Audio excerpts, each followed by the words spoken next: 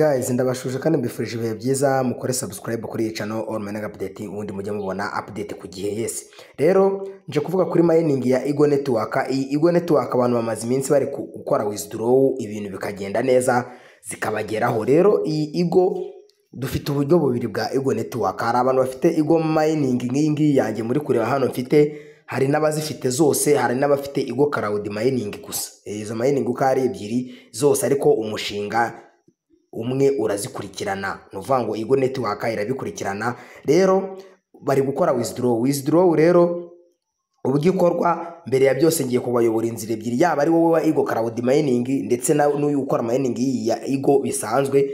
Inzira ugiye gucamo ni izi ngizi kugira ngo ube wajya ubikuza. Nuvuga ngo iyo ubikuje baguhereza coin zitari Igo, baguhereza coin bazi komvase nkuko mugiye kubireba ukuntu bizajya bigenda. No kuvuga ngo kugira ngo ubikuze izi coin biragusakuza kuba ufite iyi wallet yitwa CryptoKara. Niba ufite Igo cloud mining ukaba ufite na Igo isanzwe nk'iriya yanjye mubona mfite, urasabwa gushaka iyi wallet yitwa CryptoKara. Numara kuyibona, ku bantu mutayifite urayicreating aho wallet, urakiriya wallet baguhereza ama passphrase n'ubundi yo kubika amagambo 12 ukayabika. Ewana ukabuzi neza ko iyo ari yo konti yawe. Iyo umaze kuyabika rero urayifungura iyi CryptoKara. Iyi CryptoKara rero ngiye kubereka uburyo kikubikuza bigenda. Ku muntu uri bubikuze Igo cloud mining, mu byumve umuntu uri bubikuze Igo cloud mining, dore wallet address yifashisha mu kubikuza.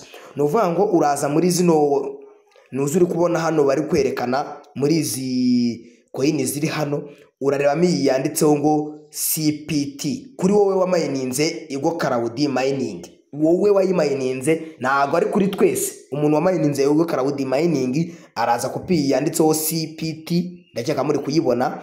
Uyikandeho, numara kuyikandaho uraza ukande receive, ndakeka muri kuyibona hano. Ukopi wallet address yo muri wallet yawe wamaze gucreatinga, urayikopi wallet address, ubundi twese ndabereka ukuntu turi buyibone, turi buyishyiremo. Kubishyiramo byo birasa. Noneho ku muntu wamayininze Igo mining nk'iyi yanjye, iyi ngiyi, umuntu ufite nk'iyi yanjye uburyo abikuza we, nuvuga ngo urazamo hano urebemo iyi yanditseho ngo enu. Iyi yanditseho enu. Ibi bintu muze kubyitondera mu kubyitaho. Iyi ya enu niyo wowe uri bwite, wowe wamayininze Igo mining nk'iyi yanjye isanzwe itari Igo cloud. Ubwo nawe uraza uyikandeho, numara kuyikandaho ukande receive, ndakeka muri kuyibona. Ukimara gukanda receive ukopi iyi wallet address, ubwo urayikopiya, nanjye reka nyikopiye, turi kumwe. Ukimara kuyikopiye address, muri kubyumva, urahita ugaruka muri application yawe ya mining. Ubwo n'uwa Igo cloud tugiye kugendana noneho ukuntu bigenda. Ubwo urabaho kopire ya CPT, wowe Igo cloud mining, wa Igo mining nk'iyi yanjye ya kopiye ya enu. Ubwo ibintu nizere ko mubyumva neza. Ubwo icyo dukora turakanda iri jambo ritse ngo ni redeem. Aha niho uca ugiye gusa nk'ubikuza coin zawe. Muri kubyumva?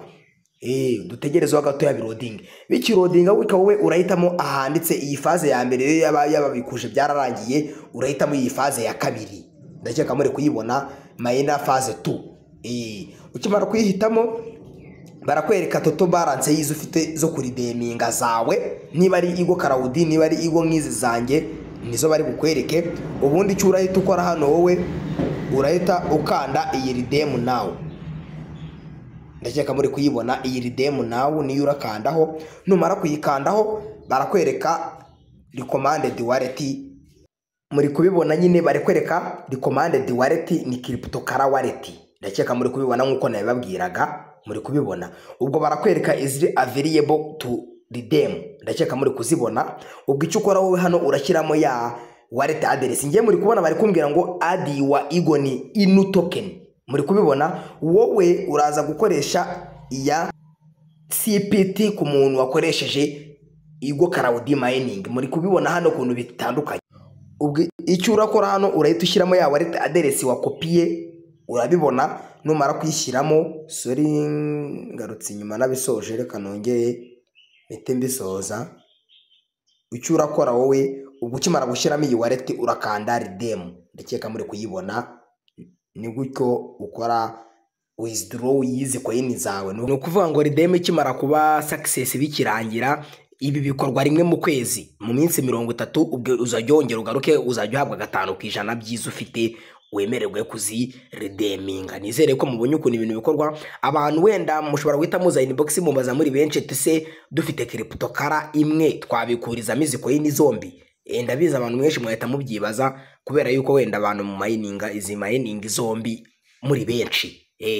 Icyo bigusaba wowe no kuvuga ngo niba ufite cryptocurrency imwe ukaba ufite mining zombi, uko ari Igo mining na Igo Cloud zose ukaba uzifite, icyo usabwa wowe uraza nyine urabikurikiza nkuko mbikubwiye. Uraza hano muri cryptocurrency yawe ukopiye iyi CPT uyijyane kuri cryptocurrency yawe, ndetse unasikopiye iyi enu uyijyane muri Igo mining yawe. Ubwo nibwo buryo uzajya ubigenza. Ubwo ibi bikorwa buri kwezi. Nizere ko ibintu mubibonye. Abantu mwibaza ngo ukuntu kubikura bigenda, abambere zo zanatangiye kubageraho za buri gihe. Ibi bikorwa rimwe mu minsi 30, kuko niyo wongeye kugerageza kubikora nkuko muri kubibona wenda wallet yanjye ubirimo, iyo wongeye kugerageza kubikora dore redeem iyo ukanzeho barakubwira ngo you can only redeem on Saturdays.